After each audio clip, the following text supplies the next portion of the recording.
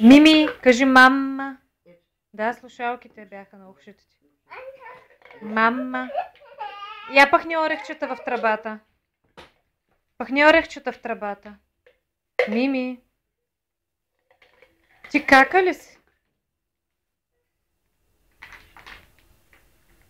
Какво искаш слушалките?